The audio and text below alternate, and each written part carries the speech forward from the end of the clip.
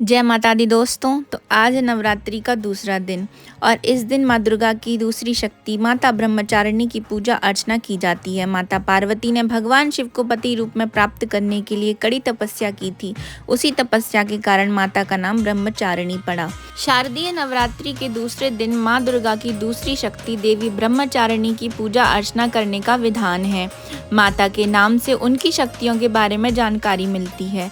ब्रह्म का अर्थ है तपस्या और चारिणी का अर्थ होता है आचरण करने वाली, अर्थात तप का आचरण करने वाली ब्रह्मचारिणी को हम बार बार नमन करते हैं। माँ ब्रह्मचारिणी की पूजा अर्चना करने से सौभाग्य, आरोग्य, आत्मविश्वास, आयु और अभय की प्राप्ति होती है। माता ब्रह्मचारिणी को ब्राह्मी भी कहा जाता है। माता के इस स्वरूप की पूजा और उपवास करने से मनुष्य कठिन से कठिन समय में भी अपने पद से विचलित नहीं होता है। तो आइए जानते हैं कि माता का नाम ब्रह्मचारिणी कैसे पड़ा।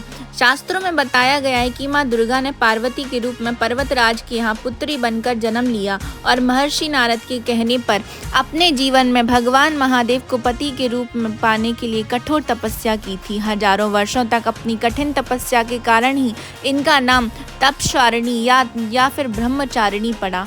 अपनी इस तपस्या की अवधि में इन्होंने कई वर्षों तक निराहार रहकर और अत्यंत कठिन तप से महादेव को प्रसन्न कर लिया। उनके इसी तप के प्रतीक के रूप में नवरात्र के दूसरे दिन इनके इसी रूप की पूजा, पूजन और स्तवन किया जाता है। माता ब्रह्मचारिणी का स्वरूप कैसा है? नवदुर्गाओं में दूसरी दुर्गा का नाम माता ब्रह्मचारिणी है। इनकी पूजा नवरात्र के दूसरे दिन की जाती है। ब्रह्मचारिणी इस लोक के समस्त चर और अचर जगत की विधाओं की ज्ञाता है। इनका स्वरूप श्वेत वस्त्र में लिपटी हुई कन्या के रूप में है, जिनके एक हाथ में अष्टदल की माला और दूसरे हाथ में कमंडल है। यह अक्षय माला और कमंडल धारिणी ब्रह्मचारिणी नामक दुर्गा शास्त्रों के ज्ञान और निगमागम तंत्र मंत्र आदि से संयुक्त है। अपने भक्तों को यह अपनी सर्वज्ञ संपन्न विद्या देकर विजयी बनाती हैं। ब्रह्मचारिणी का स्वरूप बहुत ही सादा और भव्य है। अन्य देवियों की तुलना में अति सौम्य, क्रोध रहित और तुरंत वरदान देने वाली देवी हैं।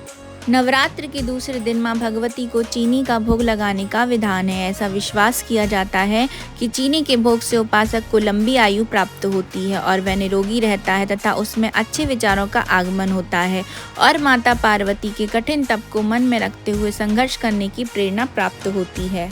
माता ब्रह्मचारिणी की पूजा में पीले रंग का महत्व। माँ ब्रह्मचारिणी को पीला रंग बहुत अधिक प्रिय है, इसलिए माता की पूजा में पीले रंग के कपड़े पहनकर पूजा करना चाहिए।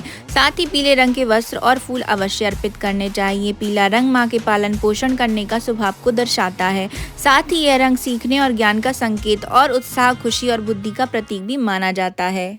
तो ये थी मेरी छोटी सी इन्फॉर्मेशन माता ब्रह्मचारिणी के बारे में। आपको कैसी लगी कमेंट बॉक्स में ज़रूर बताइएगा।